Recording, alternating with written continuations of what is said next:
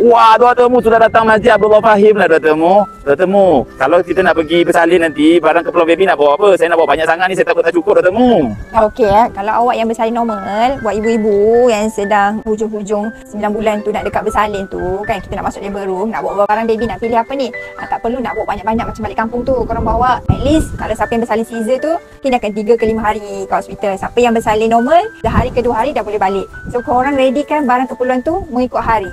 Contoh saya normal tadi, so kita setkan barang tu 1 hingga 3 hari keperluan baby. Pampers, baju dia, lepas tu dia punya tuala 1, kain bedong tu, cukup yang itu saja. Yang lain-lain, dia punya mitten ke sarung kaki semua tu, yang tu nanti dekat rumah. Dia punya apa lagi, barut apa semua tu semua kat rumah. Okay, cukup yang tu.